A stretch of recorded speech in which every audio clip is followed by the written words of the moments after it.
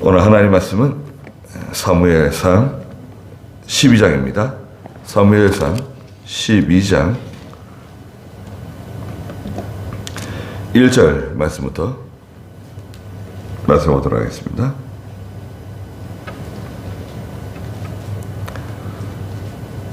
사무엘상 12장 1절입니다. 사무엘이 온 이스라엘에게 말했다. 보아라, 내가 너희 말을 듣고 너희가 내게 말한 그대로 너희 위에 왕을 세웠으니 그 왕이 이제 너희를 인도할 것이다. 나는 늙어 백발이 되었고 보아라, 내 아들들이 너희와 함께 있다.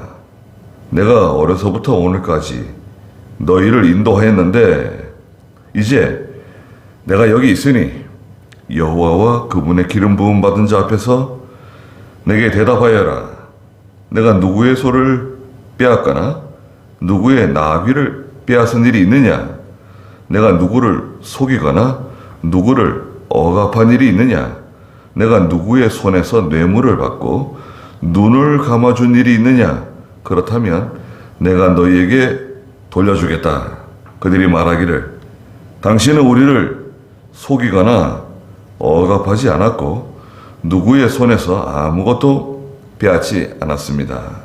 라고 하므로 사무엘이 그들에게 말하기를 너희가 내 손에서 아무것도 찾지 못했으니 오늘 여호와께서 너희에게 증인이 되시며 또 그분의 기름 부음 받은 자도 증인이 되신다. 라고 하자 그들이 여호와께서 증인이 되십니다. 라고 말했다. 그랬습니다. 오늘 이 12장에 있는 말씀은 2절에도 있는 것처럼 사무엘이 늙어서 백발이 되어 은퇴라고 해야 되겠죠. 현직에서 좀 물러나는 그런 입장입니다. 또 임종이 얼마 남지 않았다고도 볼 수 있어요. 그래서 이제 내가 세상을 떠날 때가 가까워 오는데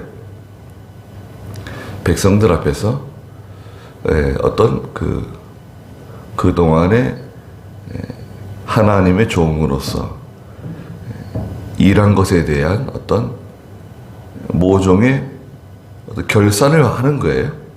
결산을 하는데 사무엘이 백성들에게 이제 내가 하나님의 일을 하는 과정에서 어떤 흠결이 있었는가를 물어보고 그 다음에 이제 하나님께서 우리를 인도하신 거, 자 하나님이 우리를 어떻게 인도하셨냐, 그걸 잊어서는 안 된다.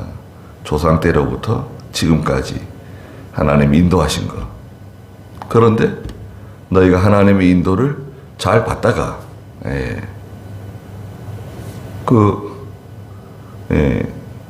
하솔 사람 나하스가 쳐들어온다고,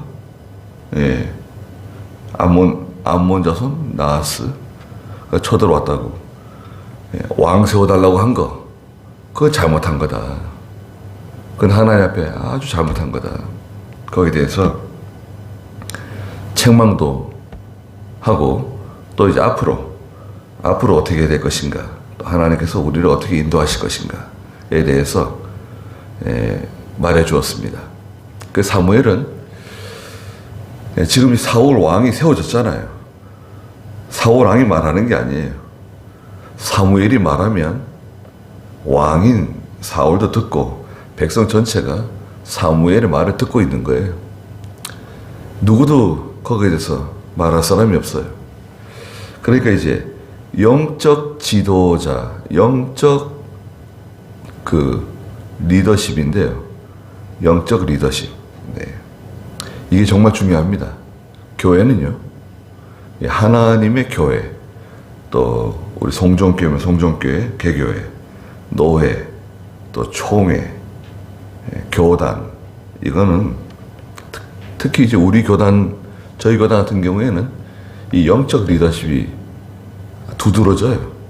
우리 무슨 행정적인 무슨 행정 절차라든지 제도라든지 또 어떤 뭐 복잡한 그런 교회 정치를 가지고 하나님의 총회를 이끌어가는 그런 스타일이 아니잖아요. 우리 믿음으로 하고 기도해서 하고 특별히 그 영적 리더십이 두드러져서 어떤 지도자가 세워지고 그 지도자가 하나님의 말씀을 강력하게 외치고 총회는 그 지도자를 중심으로 해서 똘똘 뭉쳐가지고 우리 비록 작지만 힘있게 뭉쳐서 일을 해나가는 그런 교단이거든요. 다시 회복될 수 있을까요? 회복될 수 있겠죠.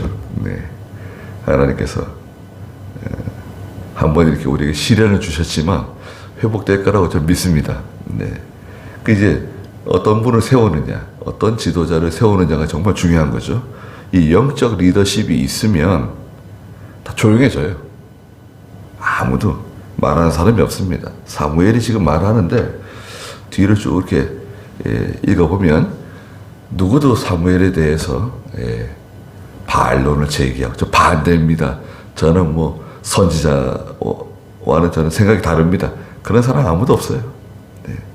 사무엘이 말하는 게 다 정당하고 또 하나님 앞에서 바로 말하기 때문에 잘 따라가는 겁니다. 이게 아주 이상적인 교회고 하나님의 그 이스라엘의 모습이라고 할 수 있습니다. 자, 성경 한번 볼까요? 한번 1절 한번 읽어주시겠어요? 사무엘이 온 이스라엘에게 말했다. 보아라, 내가 너희 말을 듣고 너희가 내게 말한 그대로 너희의 왕을 세웠으니 그 왕이 이제 너희를 인도할 것이다. 나는 늙어 백발이 되었고 보아라, 내 아들이 너희와 함께 있다. 내가 어려서부터 오늘까지 너희를 인도하였는데 이제 내가 여기 있으니 여호와와 그분의 기름 부음 받은 자 앞에서 내게 대답하여라. 내가 누구의 소를 빼앗거나 누구의 나귀를 빼앗은 일이 있느냐? 내가 누구를 속이거나 누구를 억압한 일이 있느냐?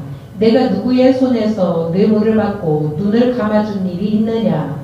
그렇다면 내가 너희에게 돌려주겠다. 네. 사무엘이 온 이스라엘에게 이제 말했습니다. 내가 너희 말을 듣고 너희가 내게 말한 그대로 너희 위에 내가 왕을 세워 주었다. 또 하나님께서 허락하셨고 그 사울을 피택해서 왕을 세웠죠. 하나님이 세우라 그런 겁니다. 그렇죠?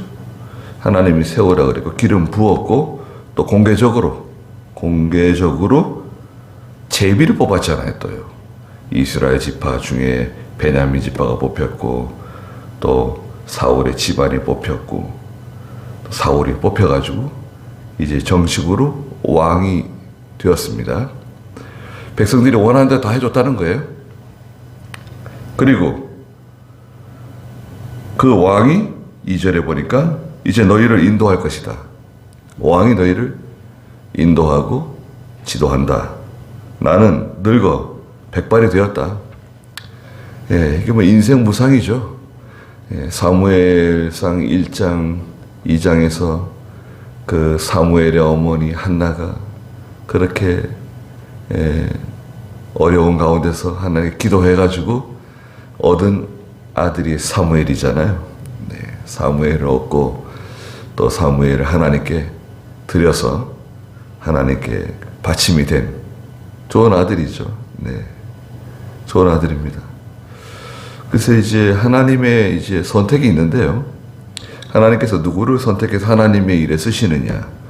근데 사무엘은 어머니 한나가 결정했잖아요. 그죠? 사무엘에게 뭐 동의를 받았나요?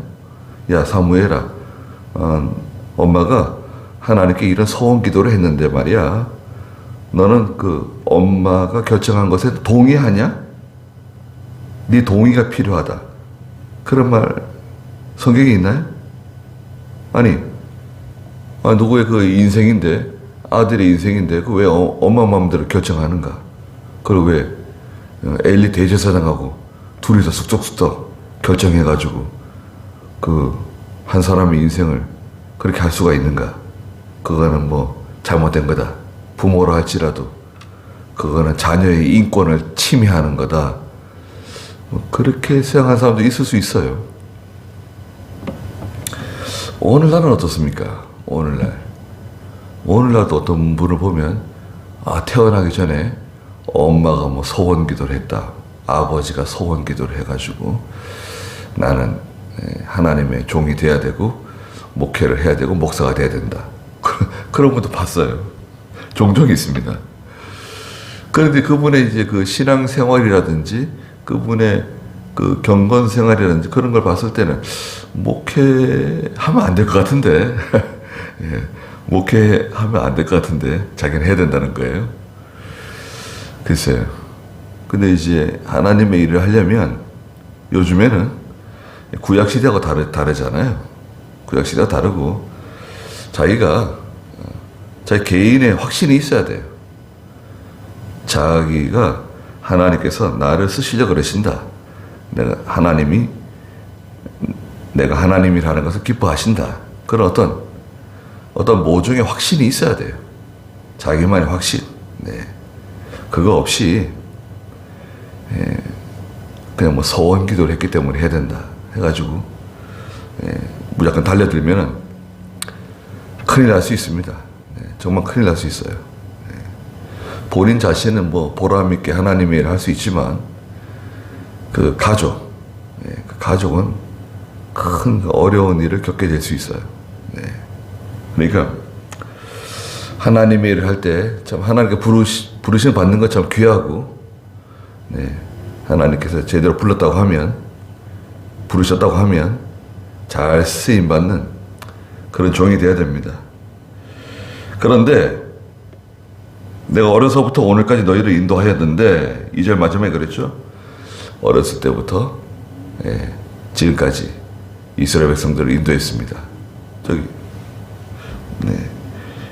3절에 보니까 이제 내가 여기 있으니 여호와와 그분의 기름 부음 받은 자 앞에서 내게 대답하여라. 여호와 하나님 또 그분의 기름 부음 받은 자 그냥 내버려 두세요.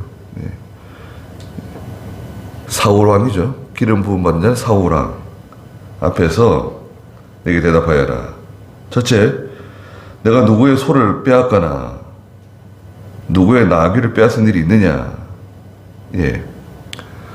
소나 나귀를 빼앗은 일이 있는가? 두 번째는 내가 누구를 속이거나 누구를 억압한 일이 있느냐? 사람을 속이거나 또 사람을 억압한 일, 힘들게 하고 정당하지 않게 억압한 일. 또 세 번째는 내가 누구의 손에서 뇌물을 받고 눈을 감아준 일이 있느냐? 뇌물을 받고 잘못한 일이 있는데 그것을 눈 감아주고 통과 못 본 척 그렇게 한 적이 있는가? 이 세 가지죠. 첫째는 뭔가요? 누구의 소나 나귀를 빼앗거나 뺏은 일, 그런 일이 있는가? 어떤 물질적인 손해를 준 적이 있는가? 또 사람을 속인 거, 거짓말한 거, 그 다음에는 재판을 잘못한 거, 이렇게 치우쳐가지고 이렇게 편벽되게 한 것이 있는가? 백성들에게 물었습니다. 그러니까 이제 그 하나님의 종은 이런 걸 잘해야 돼요. 하나님의 일을 오랫동안 하는 거 좋은데요. 이런 걸 잘 처리해야 됩니다. 잘못한 게 많은데 난 잘못한 거 하나도 없다. 난 그동안에 이런 일도 하고 저런 일도 하고 열심히 했다. 자기가 열심히 한 것만 얘기하는 경우도 있어요. 난 잘했다. 잘못한 거 없다. 그렇게 말할 수도 있습니다. 그런데 냉정하게 살펴봐야 됩니다. 냉정하게 살펴볼 필요가 있어요. 잘못한 게 많이 있는데, 허물이 많이 있는데, 중요한 중요한 결정들을 잘못한 일이 있는데 난 잘못한 거 하나도 없다. 그런 식으로 말하게 되면 그거는 거짓말입니다. 네. 그래서 하나님의 종은 나중에 시간이 지나서 이런 면에서 조심해야 돼요. 깨끗해야 됩니다. 항상 자기를 비판하고 자기를 들여다봐야 돼요. 사람이니까 뭐 연약해가지고 부족한 게 있죠. 부족한 게 있지만 그런데 두드러지게 잘못하는 경우 있습니다. 예. 목회를 오래 하다 보면 오늘날 현실 목회에서 목회를 오래 하다 보면 이런 경우가 생길 수 있습니다. 물질적인 면에서 깨끗하지 못한 경우, 네? 또 이성 간의 문제에서 깨끗하지 못한 경우, 또 이런 교회에서 일어나는 여러 가지 시험, 또 여러 가지 교회에서 일어나는 복잡한 일들이 많잖아요. 그런 일 처리를 하는 면에서 깨끗하지 못한 경우,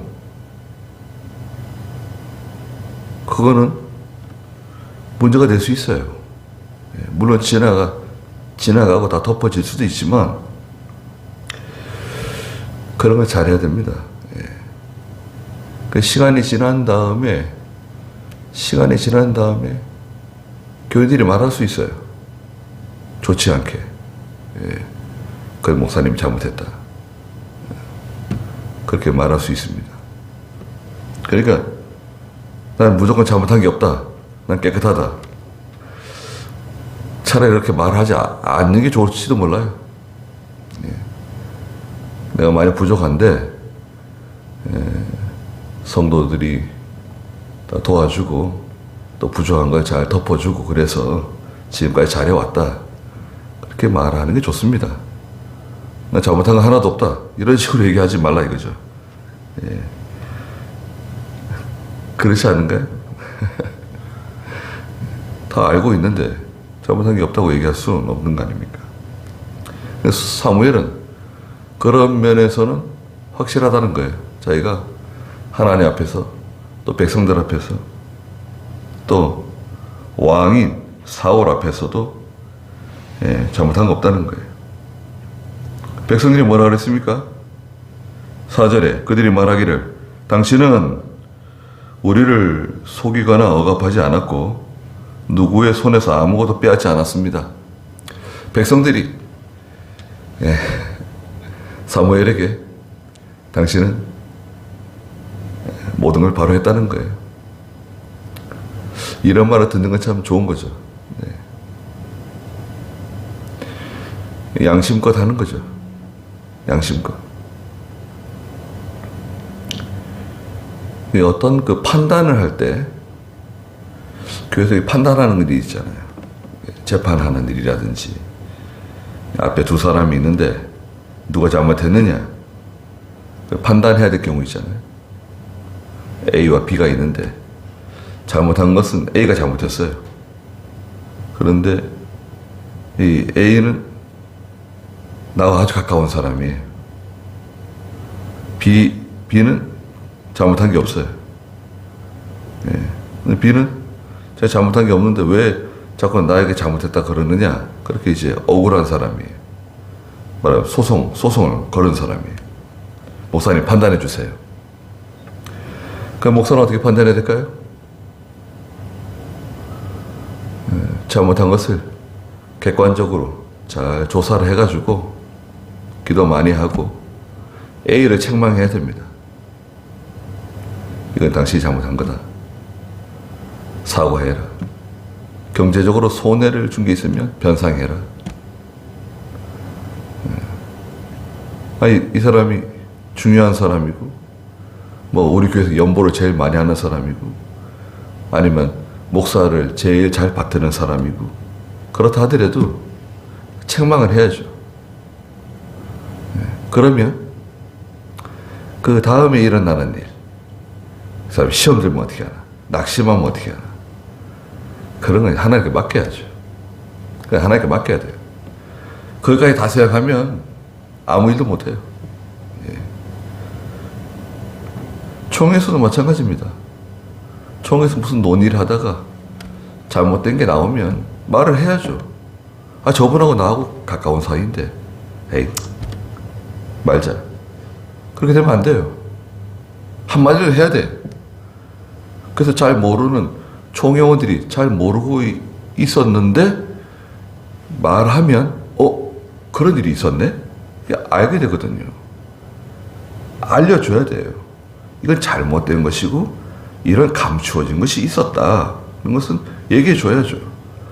아니 왜 나와 가까운 사람이 왜 그런 말을 하느냐? 그렇게 말하면 안 되죠. 예. 가까운 사람일수록 말해야죠. 예. 하나님의 나라에서는 뭔가 이렇게 가려진 게 있으면 안 돼요. 다 투명하게 하는 게 좋습니다. 예. 상처받는 건 어떻게 하냐? 서운하게 생각하는 거. 그거는 하나님께 맡기라 이거예요. 하나님께 맡기고 판단할 때는 정확하게 해야 돼요. 이게 하나님 앞에서 하는 거니까. 하나님 앞에서 하는 거니까 정확하게 해야 됩니다. 매듭을 지어야 돼요. 아닌 건 아니고 옳은 건 옳은 거예요. 그 중간에 두리뭉실하게 이렇게 넘어가는 거 있잖아요. 그런 것은 아주 위험해요. 아주 위험합니다. 거기서 이제 시험이 일어나는 거예요. 네. 아닌 건 아니에요. 그걸 하나님께 다 맡기는 거예요. 나머지는. 그럼 일은 깨끗해지는 겁니다. 사무엘이라고 어려운 일이 없었을까요? 그동안에 모든 일 처리하는 가운데서 왜 어려운 일이 없었겠습니까? 복잡한 일들, 힘든 일들, 결정하기 힘든 것들. 그런 거 다 결정해야죠. 네. 사울을 택하는 것도 그래요. 사울을 택하니까 어떤 문제가 생겼습니까? 아니, 우리 사울을 인정할 수 없다는 거예요. 많은 사람들이, 아니, 우리는 사울을 인정할 수 없다. 아니, 그런 법이 어딨냐? 왜 그 베냐민 지파 사람, 알아주지도 않는 이상한 사람을 그렇게 택하냐? 나는 그 사람 인정할 수 없다. 우리는 인정할 수 없다. 그런, 말하자면, 반대파가 다수가 생겼잖아요. 그 누가 책임져야 됩니까? 이거 사무엘 책임이다, 이거. 이렇게, 말하면 교회가 갈린 거 아니에요. 교회가 갈리고, 마음이 갈리고, 이 편, 제 편, 이렇게 갈린 거 아니에요. 그래도 사무엘은 하나님 앞에서 한 거 아닙니까? 하나님께 기름 부으라고 해서 기름 부었고, 또 제비 뽑기 하라 그래 제비 뽑았고, 선택해서 세운 거 아니에요? 그런데 마침 무슨 일이 벌어졌습니까? 전쟁이 벌어졌네요. 전쟁이 벌어졌을 때 하나님께서 사울을 크게 감동하셔가지고 사울을 중심으로 전쟁이 승리적으로, 아주 성공적으로 끝났잖아요. 그러니까 과정에 너무 복잡하게 생각하면 안 돼요. 사람이 너무 깊이 관여하게 되면 하나님이 도와주지 않으세요. 뒤에도 나오지만 어떤 제도, 우리 제도를 잘 만들어가지고 하자. 이스라엘 백성들은 그거 아니에요. 왕을 세우고 제도를 잘 만들면 우리는 안전하고 어떤 평화를 누리게 될 것이다. 제도 속으로 들어가자. 그거 아니에요? 제도 가지고 하는 거 아닙니다. 하나님의 나라는. 물론 제도가 있어야죠. 교회는 그 교단마다, 총회마다 헌법이 있습니다. 우리 개신 측도 교회 헌법이 있어요. 합동 측은 합동 측 헌법, 통합 측은 통합 측 헌법, 또 천주교는 천주교. 다 교회법이 있어요. 우리도 교회법이 있습니다. 교회법 속에는 예배 모범도 있고요. 권징조례도 있습니다. 권징조례는 잘못한 사람을 징계하는, 책벌하는 내용이에요. 권징조례가 상당히 많은 부분을 차지하고 있습니다. 또 절차가 복잡해요. 그런 일 처리를 잘해야 됩니다. 또 목사가 어떤 문제가 생겼을 때 목사가 새로 교회에 부임하시거나 또 목사가 교회를 목사가 은퇴를 하거나 사임을 하거나 교회를 떠날 때 그런 일처리 같은 것들, 그런 그 일처리가 다 있어요. 예. 그런 일처리를 따라서 하는 겁니다. 조심해야 돼요. 조심히.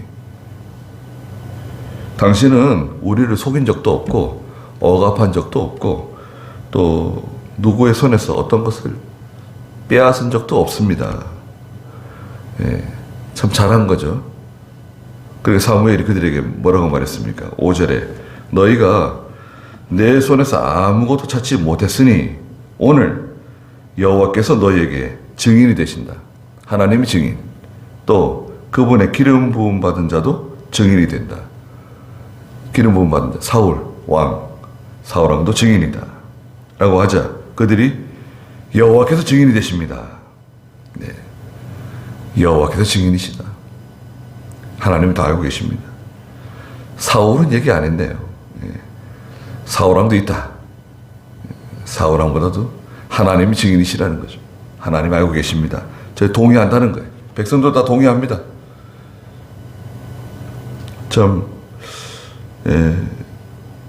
하나님의 종으로서 이 힘든 그 일을 잘 처리한 것 같아요. 자, 사무엘이 그동안 하나님께서 우리에게 어떻게 일하셨는가에 대해서 말했습니다. 6절 한번 읽어보시겠어요? 사무엘이 백성에게 말하였다. 모세와 아론을 세워 너희 조상을 이집트 땅에서 올라오게 하신 분은 여호와시다. 그렇죠. 하나님께서 모세와 아론 세워가지고 이스라엘 백성들을 인도해서 가나안 땅으로 인도하셨죠. 그리고요 7절 그러므로 이제 가만히 서 있어라. 내가 여호와께서 너희와 너희 조상에게 행하신 모든 의로운 일에 대해 여호와 앞에서 너희와 변론할 것이다. 네, 가만히 서 있어라. 이것은 조심하라는 거예요. 말이나 행동에 삼가 조심해야 된다. 함부로 말하거나 함부로 행동하지 마라. 이게 하나님이 다 하시는 건데 조심해야 된다. 8절 읽어보세요. 야곱이 이집트에 내려간 후 너희 조상이 여호와께 부르짖음으로 여호와께서 모세와 아론을 보내 그들로 너희 조상을 이집트에서 이끌어내어 이곳에 거하게 하셨다. 야곱이 이집트에 내려갔다. 그렇죠. 야곱이 이집트에 내려갔는데 어떻게 내려갔습니까? 요셉이 이집트의 총리가 되는 바람에 하나님께서 야곱에 속한 75명, 사무엘상에서는 75명, 출애굽기에서는 70명이라고 되어 있어요. 전체적으로는 자세하게 말하면 75명, 모든 그 식구들이, 친족들이 다 이집트로 이주하게 되었죠. 야곱이 이집트로 내려간 후에 너희 조상들이 여호와께 부르짖었다. 430년 오랜 시간 이집트에 살면서 종살이했죠. 종살이 하게 된 배경은 뭔가요? 왜 그들이 종살이를 하게 되었나요? 요셉을 알지 못하는 새로운 정권, 요셉을 알지 못하는 새로운 세력들이 이집트의 그 세력으로 등장해가지고 이스라엘 백성들을 박해했죠. 여러 가지 제도를 만들어서 첫 번째는 뭔가요? 산모들에게 아이를 낳을 때 남자아이가 태어나면 나일강에 빠져 죽이라는 거였죠. 그게 통하지 않으니까 두 번째는 어떻게 했습니까? 남자아이가 태어나면 산모고 뭐고 필요 없다. 산파도 뭐고 필요 없다. 무조건 그 아이는 나양에 빠쳐야 된다. 만약에 아이를 몰래 키우다가 적발되면 그때는 이제 큰일 나는 거예요. 모든 가족들이 다 연좌제 같이 피해를 볼 수 있어요. 그것도 통하지 않아요. 그러니까 막 아주 힘든 노동을 시키고 힘들게 성을 건축하게 만들고, 그런데도 불구하고 이스라엘은 계속해서 번성하게 되었죠. 그래서 400년 지난 후에 이스라엘 백성들이 어떻게 됐습니까? 75명이 이집트로 이주했는데요. 이스라엘 백성들이 거의 200만 이상 되는 거대한 민족으로 번성했어요. 굉장한 겁니다. 건강하고 계속 아이를 낳는 거예요. 어머니도 아이를 낳고, 할머니도 아이를 낳고, 딸도 아이를 낳고, 손녀도 아이를 낳고, 그럼 아이를 계속 낳는 거예요. 그리고 또 아이들이 건강하게 다 잘 자라고, 병들지 않고. 보통 어렸을 때 아이들이 많이 아프거나 죽거나 그러잖아요. 근데 아이들이 건강하게 잘 자라는 거예요. 그 이스라엘 백성들이 그냥 막 기하급수적으로 막 인구가 늘어나는 거예요. 인구가 늘기 시작하면요, 금방 듭니다. 우리나라도 지금 인구 정책 여러 가지 문제가 있는데, 그동안에 한 10년 동안 130조인가 썼어요. 인구 늘리려고요. 130조 썼습니다. 근데 계속 내려가네요. 그럴 수밖에 없죠. 집값 올려놨죠. 또 학원을 보내야 되잖아요. 외국에서는 한국에서 아이들을 키우기 힘든 첫 번째 이유가 뭐냐? 영어로 학원이라고 적었어요. 영어로 한국말 그대로 학원 때문에 한국은 망하게 될 거다. 그렇게 진단한 신문이 있습니다. 미국 신문에. 정확한 거죠. 그 학원비 내느라고 아이가 둘, 셋, 넷, 그다음에 학원비 어떻게 되냐 이거예요. 집값은 비싸고, 버는 건 일정한데. 그래서 이제 앞으로는 어떻게 할지 모르겠지만, 물론 특단의 대책이 나오겠죠. 아이를 한 3명 낳으면, 글쎄요, 아파트를 주는 거예요, 그냥, 나라에서. 어느 규모의 아파트를, 원하는 아파트 주는 거예요. 아파트 무상으로 주고, 또 아이들 3명 이상이다. 그러면 대학 다 보내주고, 그러면 좀 낫지 않을까요? 그리고 또 어린이 식당이 있더라고요. 어린이 식당. 서울의 어떤 구에서는 어린이 식당을 열었어요. 이 어린이 식당은 엄마 아빠가 늦게까지 일하는 아이들이 언제든지 와가지고 식사할 수 있는 곳이에요. 그 등록을 해놓으면 그 아이들이 친구들과 함께 그 식당은 어른들이 오는 곳이 아니에요. 어린이 식당에 아무 때나 와가지고 점심도 먹을 수 있고 저녁도 먹을 수 있어요. 돈 안 내고 구에서 무상으로 다 제공해 주는 거예요. 그 식사하고 또 독서실이라든지 도서관이라든지 돌봄센터라든지 가서 8시나 밤 10시까지 지낼 수 있게끔 굉장히 인기래요. 진짜 필요한 도움을 주고 있다. 우리 구청에서. 그런 좋은 아이디어. 그거는 돈도 많이 안 들 것 같은데, 아이들 밥을 얼마나 많이 먹겠어요? 그런 거 곳곳에 어린이 식당 만들어주고, 돌봄센터 만들어주고, 그러면 부모들이 편안하지 않을까요? 예. 직장 다닐 수 있고 그런 제도. 예. 그런 거 잘 만들어야겠죠. 예. 그리고 집이 비싸니까요. 집을 주는 거야 그냥. 원하는데 아주 뭐 고급 아니더라도 어디에서 어디 사이 어느 정도 수준의 집을 몇 평짜리 준다. 어디까지. 아이를 3명 이상 낳을 경우. 그럼 줘야겠죠. 그러면 아이 낳지 않던 가정도 아이 낳을 것 같은데 둘 있는 집은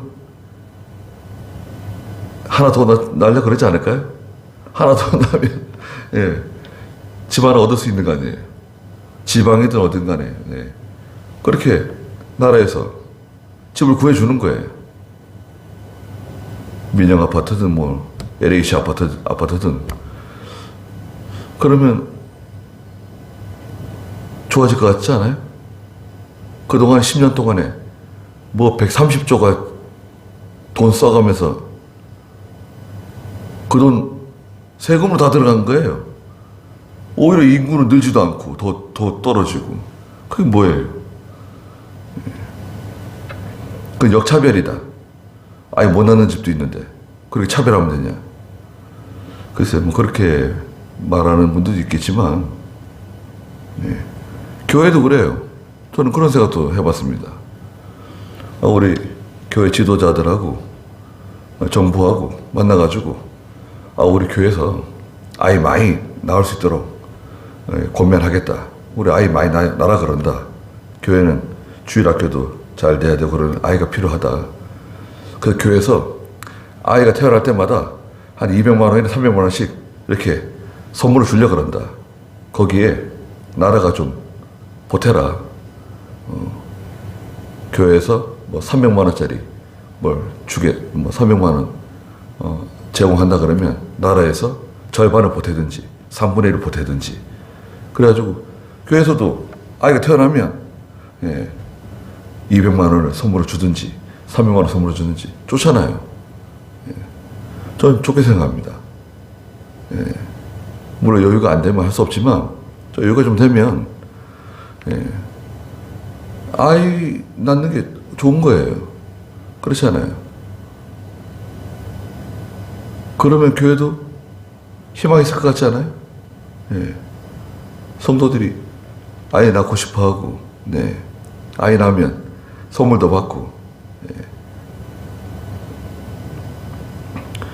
교회하고 나라하고 이렇게 협력해가지고, 그런 생각도 오래전부터 하고 있는데, 모르죠. 그런 좋은 아이디어가 좀 더 좋은 아이디어가 있으면, 교회든 뭐, 천주교회든 어디든 간에, 그렇게 할 수 있잖아요. 자, 하나님께서 모세와 아론을 세워가지고, 저 가나안 땅에 있는 야곱과 야곱의 식구들 데려다가 이집트에서 지내게 하시고, 그 이집트에서 430년 동안 살다가 이제 해방을 맞아가지고 하나님께 다시 가나안 땅으로 이끌어 내어서 8절 마지막에 이곳에 거하게 하셨다.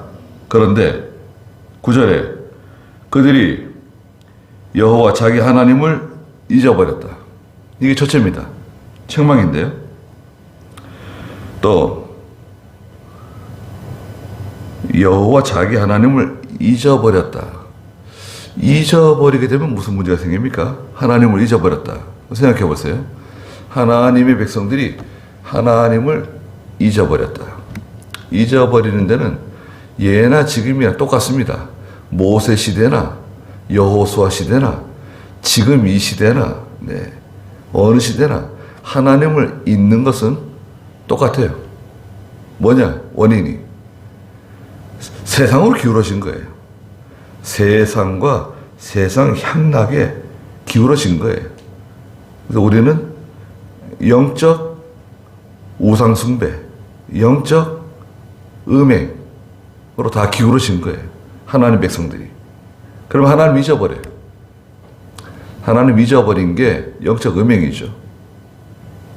그래서 하나님께서 첫 번째, 하솔의 군사령관 시스라.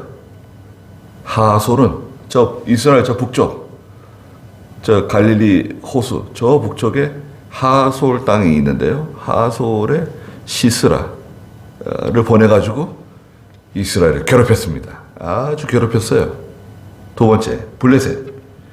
블레셋 사람, 저 남쪽에 블레셋 사람, 뭐 골리앗이라든지 뭐 블레셋 사람들 계속 괴롭혔죠.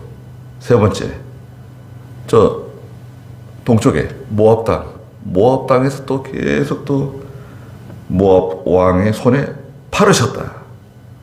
하나님이 내가 팔았어요. 팔아버렸어요.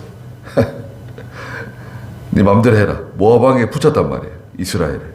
그러니까 모압 그냥 계속 괴롭혔어요. 하나님 잊어버리면요. 네? 하나님을 잊어버리면 지금도 마찬가지입니다. 하나님께서 하솔도 만나게 하시고 블레셋도 만나게 하시고 모압도 만나게 하시고 그러니까 깜짝 놀래가지고요. 도대체 왜 우리에게 이런 일이 생기는가? 생각해 보세요. 남편이 죽어나가고 아들이 죽어나가고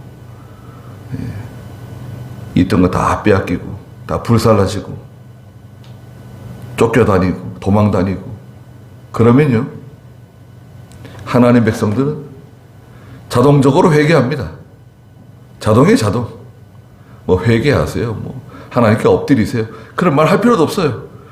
그냥 와가지고 엎드리고 자동이에요. 하나님께 회개하고 눈물 흘리고 콧물 흘리고 살려달라 그러고 구원해달라 그러고 해결해달라 그러고 부르짖게 돼 있어요. 그러니까 10절에 그들이 여호와께 부르짖으며 말하기를 우리가 여호와를 버리고 바알과 아스다로를 섬기는 죄를 지었습니다. 그러나 이제 우리 원수들의 손에서 건져주시면 우리가 다시 이제 주님을 섬기겠습니다. 건져달라는 구원해달라고 부르짖었다는 거예요. 지금 이 말은 누가 하고 있습니까? 사무엘이 지금 말하고 있는 거죠. 이스라엘 백성들 앞에서 과거에 있었던 일을 기억해봐라. 하나님이 하신 일을 생각해봐라. 말하자면 하나님의 말씀을 전하면서 과거에 있었던 역사를 가지고 가르쳐 주는 거예요. 우리 하나님의 말씀 들을 때 역사를 가지고 공부하는 겁니다.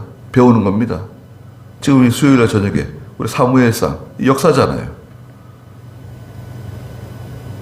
그러므로 11절에 여호와께서 여룻바알과 베단, 입다, 사무엘을 보내어 너희를 사방에 있는 너희 원수들의 손에서 건져내셨다. 그리고 너희가 지금 편안하게 살게 되었다. 그래서 사사들이에요. 사사들. 여러 사사들을 보내어가지고 구원해 주시고 건져 주셨다. 그리고 지금 현재 지금 편안하게 살고 있지 않느냐? 편안해졌습니다.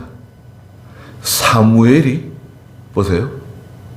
엘리 대제사장이 전쟁에서 하나님의 법궤, 하나님의 궤를 빼앗겠다는 소식을 듣자마자 너무 놀래가지고 그냥 뒤로 자빠져가지고 목이 부러져 죽었잖아요. 94세 된 엘리 대제사장과 제사장의 두 아들이 전쟁에서 죽었습니다. 그 후에 이제 사무엘이 하나님의 일을 대신 하게 되었는데, 그럼 사무엘이, 그 어린 사무엘이 지금 늙은 사무엘이 될 때까지 한 몇 년쯤 됐을까요? 70년? 80년? 그동안 편안한 거예요. 전쟁이 없는 거예요. 고요해요. 사회가 안정돼 있어요. 편안하고 고요하고 사회가 안정되면 자동적으로 이 사회는 발전하게 돼 있어요. 물론 죄도 많아지지만 경제적으로 발전하게 돼 있어요. 전쟁이 없으니까요. 또 노동력, 남자들이 있고 아이들이 있고 더 편안하잖아요. 인구도 늘어나고. 그 지도자 한 사람을 잘 만나면 그 사회는 편안해요. 교회가 편안해요. 총회가 편안해요. 지도자 잘못 만나면 이제 어려워지는 겁니다. 지금 편안하게 살고 있지 않느냐. 12절에 너희가 암몬 자손의 왕 나하스가 너희를 치러 오는 것을 보고는, 예, 그렇죠? 나하스가 쳐들어올 때 얼마나 무서워하고 막 울고불고 했잖아요. 그때 하나님께서 사울에게 큰 감동을 주셔가지고요. 그 전쟁에서 이기게 되었잖아요. 나하스가 너희를 치러 오는 것을 보고는 여호와 너희 하나님께서 너희 왕이신데도 아닙니다. 왕이 우리를 다스려야 합니다. 라고 내게 말했다. 왕을 요구했죠. 예. 모압 왕, 암몬 자손의 왕 나하스가 쳐들어오는 걸 보고. 그러니까요, 이스라엘 백성들은 하나님을 의지하고 하나님께 부르짖어 가지고 이 문제를 해결하려고 그러지 않고 어떻게 해결하는 겁니까? 인간의 제도, 인간의 방법, 인간의 어떤 제도를 가지고 우리에게 닥친 이 문제를 해결하자, 이거예요. 여러분, 교회도 어려운 일이 생기잖아요. 그러면 두 가지로 나눕니다. 네. 인간의 방법이 생기면 방법이 나와요. 이런 방법으로 이걸 해결해야 된다.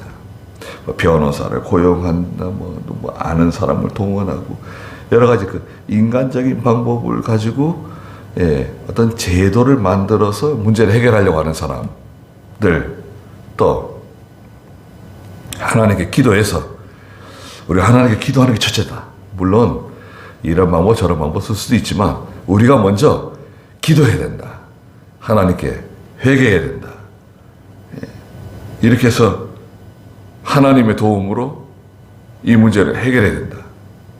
그런 두 종류로 이제 나뉘게 돼요. 근데 사람들은 어느 쪽을 택할 것 같습니까? 교회에 이제 어려운 일이 생겼다. 그러면 보통은 이 인간적인 방법을 택해요. 예. 투표를 하면 인간적인 방법으로 해결하려고 하는 사람이 더 많아지게 돼 있어요. 그러면 이제 점점 더 어려워지는 거죠. 그럴 때일수록 그 지도자, 또 믿음 있는 성도들이 견고하게 서야 돼요. 이거 투표로 해결하는 게 아니다. 투표로 해결하면요, 여러분, 민주적인 것 같죠? 투표해가지고 해결하면 아주 민주적인 것 같은데 그 민주적인 게 아닙니다. 교회는 투표를 해야 될 때도 있지만 투표보다도 믿음으로 해결해야 될 때가 있어요. 그 지도자가 중요하고 또 믿음 있는 성도들이, 장로님이라든지 여러 믿음 있는 성도들이 굉장히 중요해요. 견고하게 서서 투표하기 시작하면 계속 투표를 해야 돼요. 다음에 또 무슨 문제 생기면 또 투표, 또 무슨 문제 생기면 또 투표. 아, 지난번에 투표했는데 왜 투표 안 했어요? 투표합시다. 투표를 해결되는, 교회는 투표 해결되는 게 아니에요. 기도를 많이 해가지고 여기서 은혜스럽게 투표하지 않아도 자 해결되는 거예요. 그래서 어려운 일이 생겼을 때 이제 성도들이 어떻게 행동하느냐, 성도들이 어떻게 말을 하느냐에 따라서 우리가 이제 어느 정도 믿음이 자라났는지 볼 수 있죠. 교회가 어려운 일이 생기면 그 교회의 믿음이 다 드러나요. 성도들의 믿음이 다 드러납니다. 그리고 속에 있는 믿음이 다 또 드러나요. 아, 저분 속에 저런 게 들어있었구나. 아, 저분 속에 저런 게 들어있었네. 다 드러납니다. 총회도 마찬가지예요. 총회도 어려운 일이 생기면 속에 있는 게 다 드러나요. 아, 저분 참 믿음이 있구나. 저분 하나님 의지하는구나. 다 드러나게 돼 있어요. 그래서 사무엘이 견고하니까, 사무엘이 견고하잖아요. 그러니까 이스라엘 백성들이 약해도 그래도 전체적으로 벗어나지 않고 하나님의 인도를 받을 수 있는 겁니다. 사무엘이 중요한 거죠. 예. 사무엘과 같은 그런 영적 지도자, 영적 리더십, 이건 참 너무너무 좀 중요한 겁니다. 우리 교단은 세 가지입니다. 여러분 기억해 두세요. 우리 교단은 다른 교단하고 비교하면 안 돼요. 다른 교단이 이렇게 하니까 우리 교단은 이렇게 해야 된다, 그렇게 말하면 안 됩니다. 그거는 적용이 잘못된 거예요. 처음부터 잘못된 거예요. 우리 교단은 첫째가 영적 리더십이에요. 김혜병 목사님이라든지 이병규 목사님과 같은 그런 훌륭한 영적 리더십을 통해서 이렇게 나가는 교단입니다. 두 번째는 우리 교단은 기도원 중심이에요. 기도원을 중심으로 해서 사경회, 1년에 몇 차례 사경회도 모이고, 교역자 수양회도 모이고, 교역자 기도회도 모이고, 거기서 청년부 모임도 하고, 중고등부 모임도 하고, 이렇게 기도원 중심, 기도원이 핵심이에요. 근데 마귀는 지금 그 기도원을 감옥으로 만들어 놨네요. 아무도 접근하지 못하게, 들어가지 못하게. 기도원 중 마귀는 정확하게 공격한 거예요. 세 번째, 우리 교단은 신학교 중심입니다. 신학교를 중심으로 해가지고 우리만의 전통적인 신앙을 계승하는, 또 훈련받은 하나님의 그 목회자 후보생들이 발굴되어 가지고 또 이것을 계속 이어받는 그런 구조예요.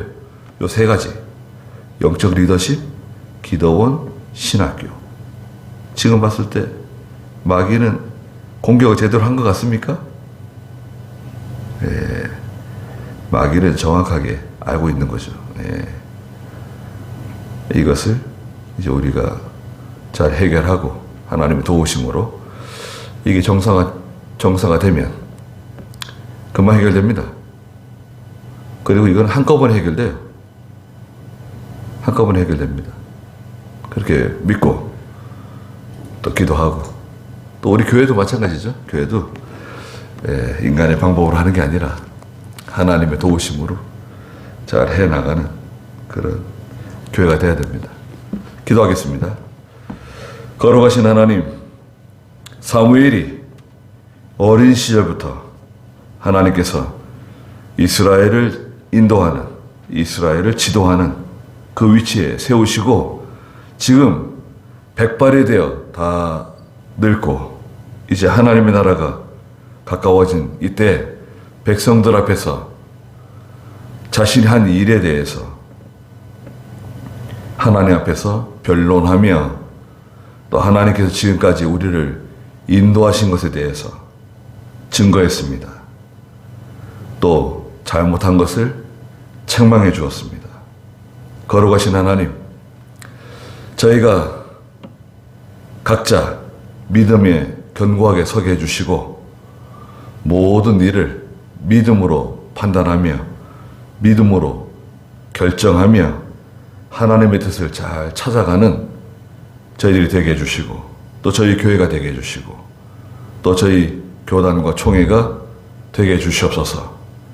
여러 가지 시험도 많고 시련이 있지만 하나님께서 반드시 유익하게 해주시기 위해서, 합력하여 선을 이루시기 위해서 저희들에게 주신 모든 시련인 줄 알고 잘 감당하며 기도해서 하나님의 도움을 받는 저희가 되게 해주시고, 해결받는 저희가 또한 되게 해주시옵소서. 돌아가는 길도 함께 해주시고, 예수님의 이름으로 기도드리옵나이다. 아멘.